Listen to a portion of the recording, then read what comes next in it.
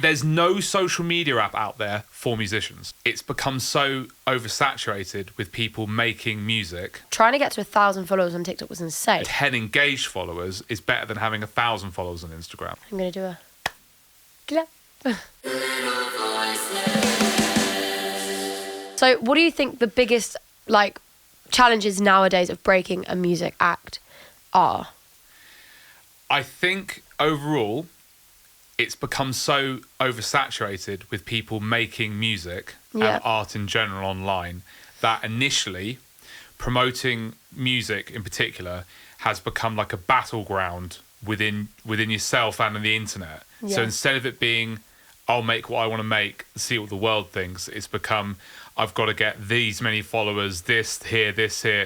And I think we're getting caught, probably if I'm thinking about it out loud, which is probably the best way of detangling it in my brain, is every app is trying to make you do what they want for their own business. Mm-hmm. And then you're trying to make music work for their business. Okay, so you think... right, before you say something, I'm sorry to cut you off.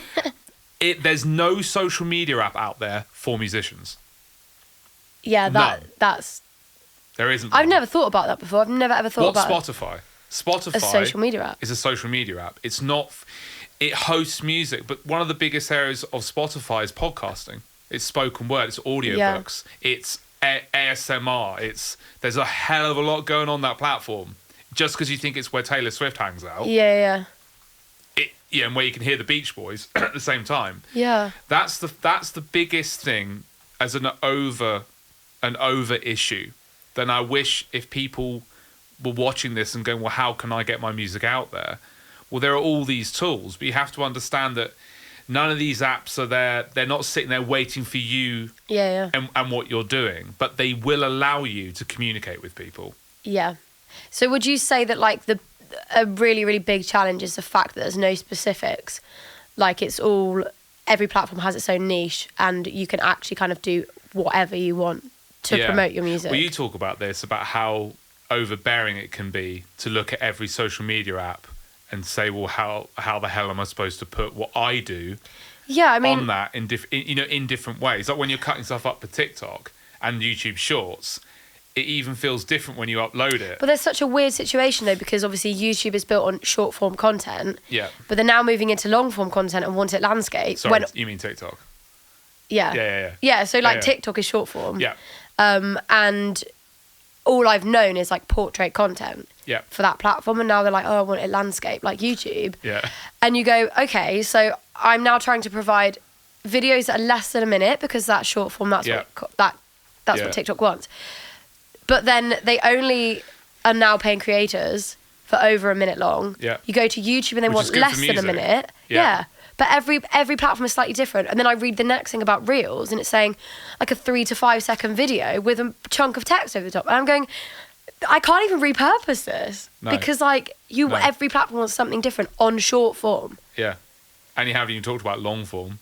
I mean, long form. I look at all the little tiny bits that we're trying to do in order to promote our music fundamentally, which is the foundations of what we do. And obviously now we're moving into podcast territory, long form vlog content, videos of our music, and then anything that we can possibly think of on our social media like Instagram and TikTok. So you try and actually output that, and that's mental. That's not what being an artist is.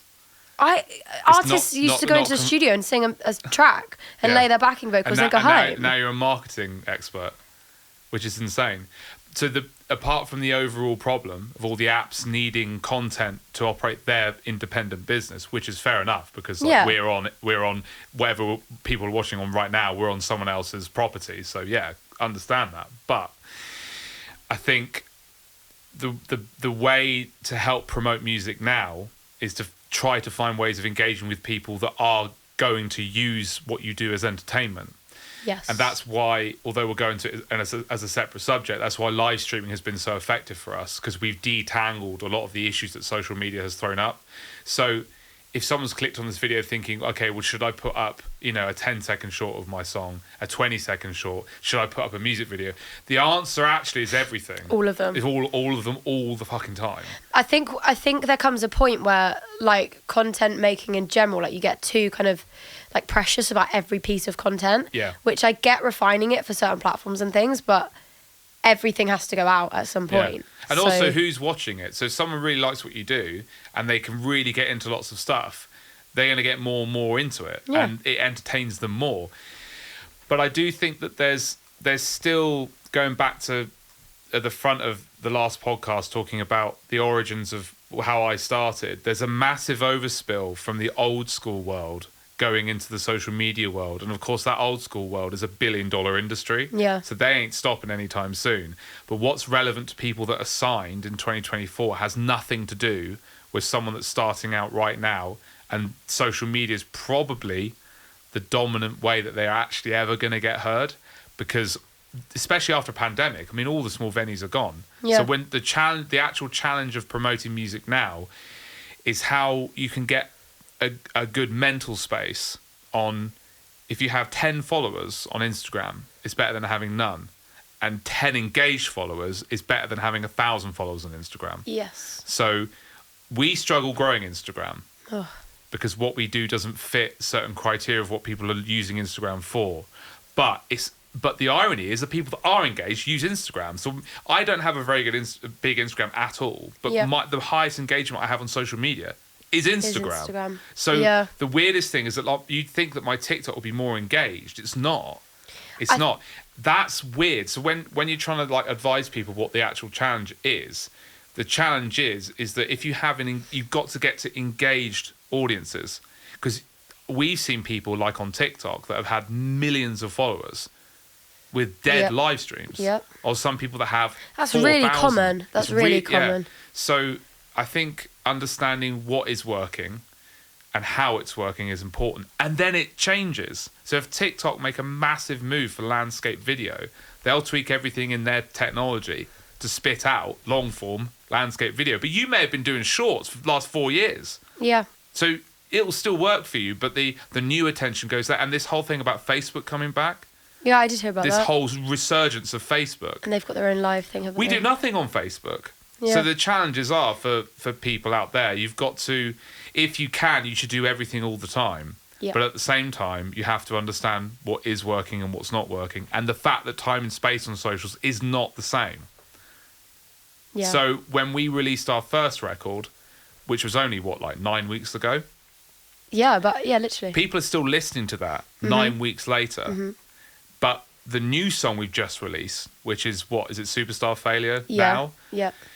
That song, there's nothing to show that song won't be listened to in 10 years' time or 2 weeks' time after its release.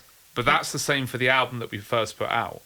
So when you're talking about, like, how you promote music, well, we're already self-promoting it through doing this, and then someone from this podcast might go and listen to the very first EP that we put out. Mm-hmm. But that one person, there was a story of a guy that used to work in American TV, and he was looking to invest in somebody. It's a very loose story, but someone to host his new TV program for, like, NBC, like really big studio. And he watched this dude on YouTube, and this guy had like 10 subscribers. And he was doing his own, like, interviewing. He actually ended up hiring him, and he ended up working at NBC. Okay. And he had, like, 100 views on, like, a podcast he'd done on YouTube. But one of the subscribers was this producer of this high-end thing. It was a couple of years ago that broke, yeah. And he actually just contacted him because he said, I've been watching you on YouTube every week. I think you're really good. I really want to hire you. And it was for this high... And now, obviously, that's gone off to another thing. So the whole... I've got to have 100 million subscribers on YouTube to make it. Yeah, well, maybe you do. I don't. No one actually knows that. If those 100,000 subscribers are not actually watching your video, then it makes absolutely no difference whatsoever. It doesn't matter if you're making music or not. But music in general is oversaturated. Oh, 100%. And there is no app for music. Yeah. Which is weird. I think that's what I was getting at earlier. Like, when people branch out into other content. So, like, people that are like at the heart musicians. But they know that they've played it tactically in trying to do something else on socials at the forefront. Yeah. To then, like, levitate their music. Yeah. Which I think is really clever. It's the same thing as Logan Paul boxing. Yeah. Like, I don't have an issue with it. It doesn't make any sense, but it works. Yeah, I think the thing that's difficult is, like, as a musician, yeah. knowing that, like, some other kind of content of us doing, I don't know, like, cleaning a window or something, actually might, like, do better and get more of a reach than, like, our actual music, which is, like, I think where content creating is, that's so difficult. Yeah, and that is a headache. I think if anyone's watching it going, I run a pet store and I want to get on socials, you just got to do it and then keep revising every day. But remember, the biggest thing I've learned is that everything is historical. Yeah. So when people watch my old band's videos, and we don't have a lot on YouTube, but there's been people watching it from this year. Some of those videos have been uploaded 8 years ago. Yeah. So, and now I'm kicking myself thinking, we really should have stuck to socials, because I would have had 10 years of traffic flow coming into Charlie Tyler, and we just didn't know. I mean, hindsight's great. Yeah. So I think if anyone's watching it now and thinking, oh, should I post that? Yeah, just post it. And if you don't like it, you can always delete it. And what I will say as well, even if you don't have all the, like, little bits, like, already together, like the promotional package when you're releasing, like, a song or something, that I don't actually think that really matters. No. So, like, we've released an album, but we know at any point we can release a music video for, like, When the Daylight Comes or something. Yeah, we're quite comfortable with that, which I thought would be a little more sketchy. But I'm a little bit like, I think that's a traditional part of my brain going, we're releasing a single, we have to then put a video out, and that's all that people are hearing about on our socials, which is not incorrect, but we know not to panic about the fact that we can't actually, like, fund a full produced music video right now. I don't think anyone expects that you can. No. And I don't think there's a problem with that. There's not real. I think by the time someone might hear this or find it, maybe the rules have completely changed again. Maybe there's a new social media app that, I don't know. I think if you can do it, can only view once a week. I don't know. Maybe someone's come up with some crazy idea. Yeah. I don't know. No one's done that yet. I think someone tried to do that. Imagine a social media app where you could only post once a day. I mean, it's a bit like that. So you can't advise on steadfast rules, because then people that sign to labels, they would then end up using that app if it became popular. So you can't even, where it's really confusing, but the solution is just to get on with it and see how it goes over being patient, having a long form idea, is because say that app blows up. Yeah. But then you'll have signed acts using it, you'll have independents using it, but the people that don't jump on it, they'll never know. Yeah, but they're missing out. If you're not engaging with social media and you're not engaging with, like, any activities you can when you put out music as a musician, like, that's only going to affect what you're doing. So, like, you're missing out on any kind of promotion or any kind of traffic you might get to that material. I used to say when I first met you, more is more. And that's definitely true. I just think that it takes a long time and a lot of patience to sit there and go, let's learn about how this type of content works with people. Like, do people even like it? Yeah. And that could take you 6 months to figure out if there's really something there. You just don't know, especially if you only have just started. For us, when we start new ideas, they do take off quicker because there's more of a reach there. We have a bit of an audience, don't we?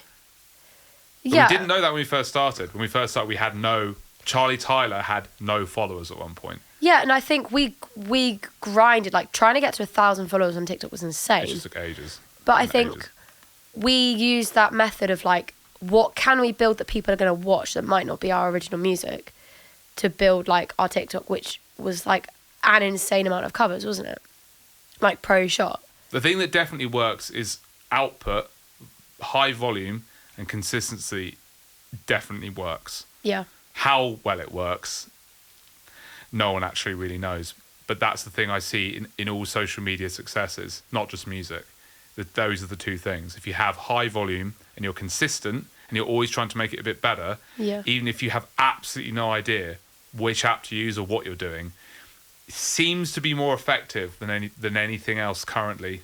Because I'm not seeing anybody very few people are doing, like, one video. I think I've seen 2 creators on YouTube that have done that, like, one video a month. It's like a film. That's about it. Yeah, I think...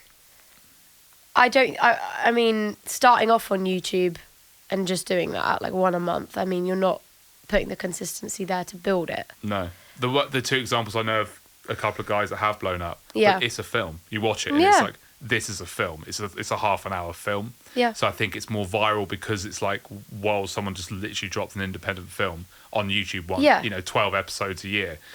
But no one's, and that's, you can't. But the more pieces of content you put out, the more like, as we always say. They probably do better if they release more content. That's the weird Well, the more bit rods you're about putting in the water to actually get people, to actually gain followers and subscribers, and the more times we go live in a day, the more likely we are to get more followers and hit more people and get more gifts.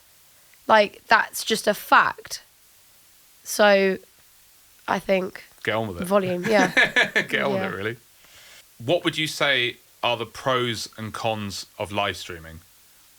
Okay, so I would say the pros, for speaking from what we do, is that we can basically have a platform we can harness our original music from and hit, people all across the globe, every demographic that, is on TikTok, basically. With our main show, we don't have to leave our studio. The reach can be absolutely insane, and the fact that we're actually able to finance what we do with our original music, I think is, that's something we didn't actually expect to be able to do. So that's a huge positive. I mean, monetization aside, the fact we're actually, able to promote our music is a huge thing, because we just talked about, actually promoting original music is insane. It's basically impossible if you don't have your niche. So that is probably the main pro.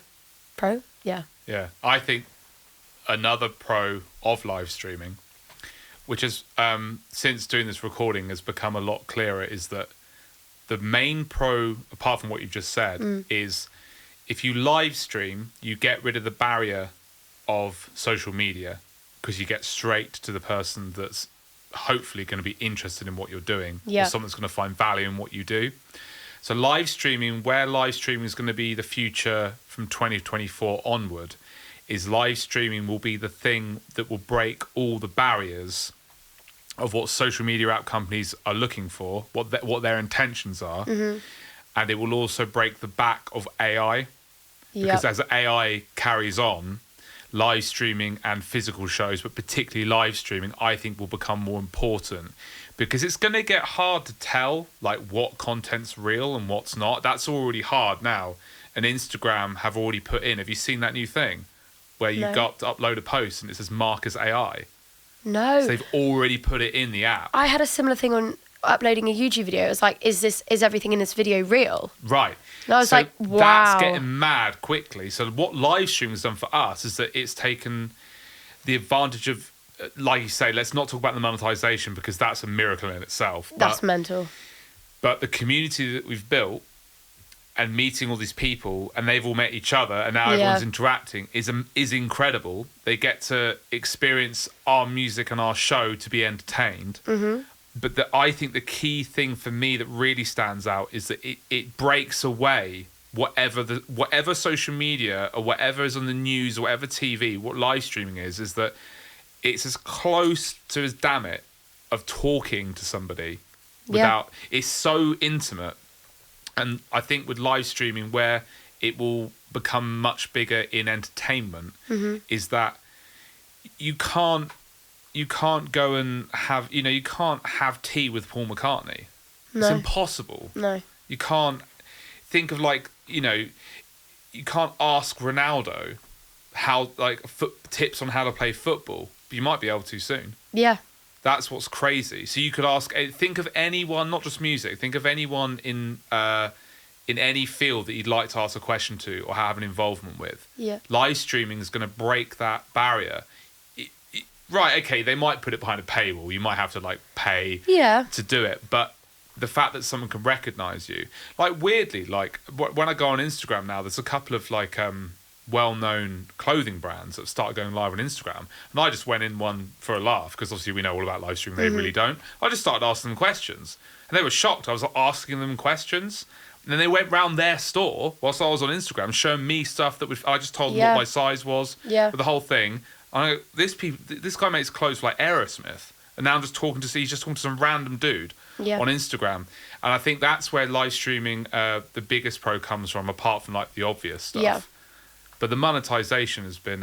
Do you want to talk about that on TikTok Live? Because a lot of people won't know about that. That's been, the most surprising part for us, because I don't think either of us knew that you could actually do that on TikTok. Well, we didn't know you could make money out of live stream on TikTok. No. At all. Like, I knew like YouTube had a little bit of like, the ways you could throw tips in and stuff, but I didn't realise that there was this world of animations and lines and, all that kind of thing that so people... what's gifting on TikTok for those that don't use it? Oh yeah, okay. So gifting is basically animations that come up on the screen that viewers can send of various like worths and amounts of coins to the host. And that's money.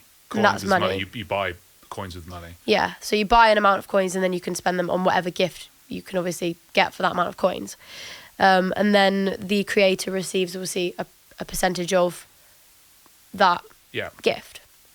And I think, looking back now, we had very like minimal gifting at the begining because we didn't actually know. Yeah, we were going live and making like $10. But we were still making $10, and afterwards we were like, how did we make that? Yeah. We didn't actually know that the things that appeared on the screen were actually like £2 or something. And some of the first gifts we ever got on TikTok, this is still about live streaming, whilst we were playing the show, we were getting interactive mistletoe gifts. Do you remember? I remember that, yeah. And Christmas gifts. We had no idea that was money. Like £1 each time, I think. Yeah, and we were getting given money. Yeah. So when we first started getting the larger gifts that took up the whole screen, so the gifts appear, for those that haven't seen it, go watch us on TikTok. You can see it. The gifts come up, they take up the whole screen. And they were really cool, but some of it was they're quite considerable chunks of money. Yeah. And that's when our business on TikTok really took off, because we started getting given quite a lot of big gifts quite quickly.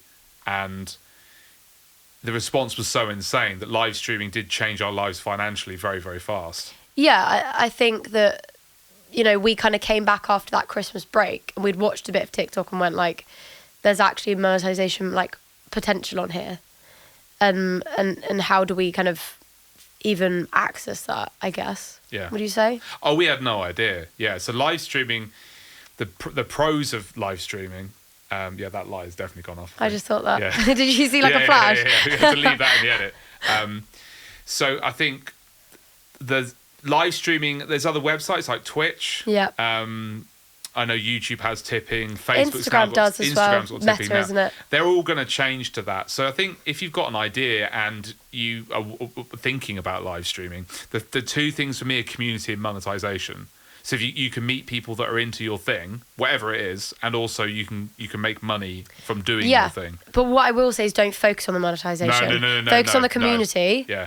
And actually building like bonds and relationships with these people. Like we found that, even just being able to chat to people in the Discord chat and in DMs and stuff, that's actually like been a huge part of getting people involved. And it's the main part. Yeah. So we never went on there to earn an income. Yeah. It's funny because, like we said in the previous podcast, everything about what we did was wrong. We did everything the wrong way around. And now you see a lot of people coming onto the app and these other apps, they're looking at it as like a cash cow. Like everyone's always going to do that. Everyone always goes on YouTube and says, I can get big on YouTube. Like I can have a full-time income. And you think, well, yeah, maybe. Talk to somebody that's actually making a full-time income on YouTube and to ask them what work they put in. Yeah. So we've never heard of these mysterious unicorns that turn up and, make $1 billion out of nowhere.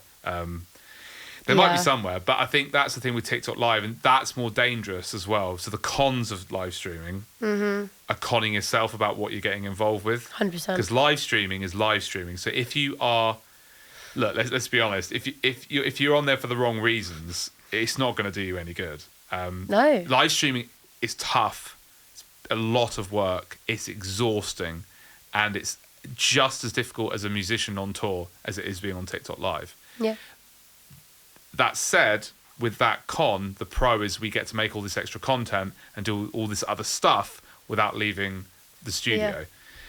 But the cons, there's quite a lot of big cons. What would be some of the biggest cons that you would say about being a live streamer, not just on TikTok, but like, what do you think as a subject? Yeah, I mean, I think it's definitely put on by ourselves, but like the pressure of knowing you have to be there and be on that stream like every day. Obviously, we treat it like that, and we actually enjoy going on and talking to everyone and playing the shows for people. But I think there comes a point where like we beat ourselves up if we don't go live for a day, because we're aware of what we provide for everybody. Yeah. Which mentally for us is like, you know, that's not a great place to be, where you think you can't actually take a day off or a morning off. But obviously, like you say, the pro is that you are communicating with people and you're giving them something that then obviously not getting elsewhere. And I think you've got to bear in mind what you're actually giving to these people and what you're providing, because I think that's quite easy to like lose sight of that. Yeah. When, you know, everything's going crazy and things. The best period of time for us as live streamers was when it was first exploding. Yeah. Because we didn't get mixed in with the regularity of it. Although we were doing it every day, we were doing it to perform and to have fun and to promote what we were doing. Yeah. But when I say promote, we were live streaming because it was something we were enjoying and it was helping us, but it wasn't something we felt tied to. No. So the irony is that it actually made us explode more because we're more casual about it. Yeah. Not that casual is what works, the overall attitude, but now one of the cons of live streaming is it becomes your job. And Yeah. that kind of regularity is definitely not very creative, and it's definitely not very good for breaking through to the next level. So we've got a big friend of ours on TikTok, Gal, Big Daddy G-Man. Yeah. He's been live streaming for 6 years. Now it'll be 7. Yeah. And he's very resolute about how it works, whereas we were like just green as anything. Yeah. So he knows it's never going to go away. And I think the thing that I've learned from him is that we all might be on TikTok now, but he's not got his boots in TikTok. He's using TikTok. I know he's a gamer, but he's moved over from Twitch to come over to TikTok, and he's still using Twitch. But one of the cons about live streaming is what he's very good at doing, I think he's better than us, is that he goes live. Whereas we're very like you say, we're very aware of like what we're doing, and now there's like this weird pressure. Yeah, that's only put on by yourself. So I guess another big con of live streaming is that you kind of develop this beast that kind of runs away with itself. Yeah, I think when that's not real. That's all psychological nonsense. Yeah, I think when you put it in a box of this is what we do on TikTok Live, this is it, and we stand and do the rock show in these positions, and we do the vinyl room. Like I think that's where it gets like it doesn't work. No, it does. Yeah. We do well from it, and you know, we're able to promote our music. We're able to, you know, earn from the gifting. But when we do other things and we're more kind of versatile with it, and we do the random chats outside, and we do, you know, day-to-day streaming, that is like, I would say, the perfect combination. Yeah. Because they get bits of you that they're not getting, and it's back to that situation of, you know, you can't go and have a cup of tea with Paul McCartney. Yeah. But like, you know, you can get close to it. Not Paul McCartney, but you can get close to like, you know, having a cup of tea with us outside or something. Yeah. So if you're into that and you're into our music, that's, you know, an amazing place to be. Amazing. I think anyone that's thinking of live streaming that isn't in music, I think the same rules apply. I see the future of live streaming, just to touch on that quickly before we come to a close. I think the future of live streaming for anybody, but particularly entertainment, is because you can reach out and talk to the people that are entertaining you. Yeah. But I also think for small business owners, even big business owners, anybody doing anything, and it's not, you know, for charity work as well. Yeah. Like that's one of the biggest things on TikTok that's taken off for us is It working has. with charity. Yeah. I think it's the fact that people are going to be sticking on their cameras and they could be shooting horses. I know, literally. I don't know. And I think what everyone's getting a little bit confused about is how you use it. Well, all you're doing is you're just demonstrating what you do to people on the internet. There's no difference between if you run a florist, for example, there's no difference between opening the door of the shop to the high street. It's just doing it on the internet. Yeah. So I do see that. I reckon TikTok's going to be full of a lot more of business as well as entertainment, and that's when the app might flourish more, because there'll be more professional genuine content on there. On that note, like I think that how I approach live streaming is like, if I'm going to do something and it is actually live streamable, why am I not doing it on live? That's a pro of live streaming that you can't get. we've recently started vlogging, so this is a bit of a documentary for us. We've just started our vlogging. Yeah. And vlogging is like a library version of live streaming. It's like it's the archived live stream. That's the real behind the yeah. screen, like, you know, what's going on and how we put it all together. Nothing gets more behind the screen than live streaming. Live streaming is the con of it. It's the most raw, open version of yourself and what you do. So if you're a musician and performing, that's you. Yeah. That's the only con. Maybe that's a positive. Maybe you're amazing. So maybe that's a yeah. pro. Yeah. That's definitely... I think it's how you can use live streaming to your advantage and what you do. If it does become your job, like, I think treating it in a sense of like, I'm going to do this activity anyway. So like I can do it while chatting to people. Why not? You know, it's like Gary when he's gaming, like he's gaming as his job. But if you can live stream at the same time, you're putting 2 and 2 together. Yeah, so for him, it's been a massive pro. That's amazing. It's made his career. Yeah. So there you go. Behind the scenes of live streaming. Thank you all so much for watching this episode. Make sure you like, comment and subscribe to the channel. So you can get any content whenever we release it.